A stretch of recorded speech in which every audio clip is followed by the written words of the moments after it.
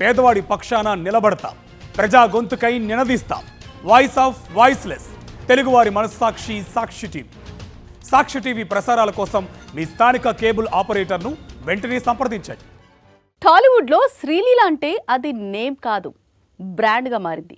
ముఖ్యంగా డాన్స్ శ్రీలీలకు చాలా క్రేజ్ తీసుకొస్తోంది, అలాగే ఆఫర్స్ కూడా అందిస్తోంది. కానీ అలా అంది వస్తున్న ఆఫర్స్తో శ్రీలీల ఎందుకో కెరీర్ను బిల్డ్ చేసుకోలేకపోతోంది, తనకున్న క్రేజ్ను క్యాష్ చేసుకోలేకపోతోంది. మొన్న వచ్చిన జూనియర్ కూడా శ్రీలీలకు కావాల్సిన హిట్ అందించలేకపోయింది. తెలుగులో శ్రీలీల నటించిన మరో మూవీ ఆమెను నిరుత్సాహానికి గురిచేసింది.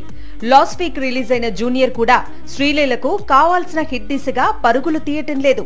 దీంతో శ్రీలీల హోప్స్ అన్ని నెక్స్ట్ రిలీజ్ పైనే ఉన్నాయి. అసలే ధమాకా కాంబినేషన్. మరి మాస్ జాతర మెప్పిస్తే సరే, లేకపోతే టాలీవుడ్ లో కష్టాలు పెరగటం ఖాయం. 2022లో ధమాకా రిలీజ్ అయింది.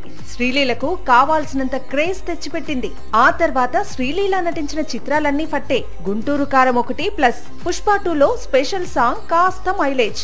శ్రీలీల ఫోకస్ మొత్తం డాన్స్ మీదే ఉంటుందని, పర్ఫార్మెన్స్ కు స్కోప్ ఉన్న క్యారెక్టర్స్ చేస్తూ స్టోరీ సెలక్షన్ దగ్గర జాగ్రత్తలు తీసుకుంటూ కెరీర్ ను ప్లాన్ చేసుకోవాలని క్రిటిక్స్ సలహాలిస్తున్నారు. పోనీ బాలీవుడ్ పై హోప్స్ పెట్టుకుంది అంటే ఆమె నటిస్తున్న ఆషికీ 3 ఏకంగా వచ్చే ఏడాదికి పోస్ట్ పోన్ అయినట్లు సమాచారం.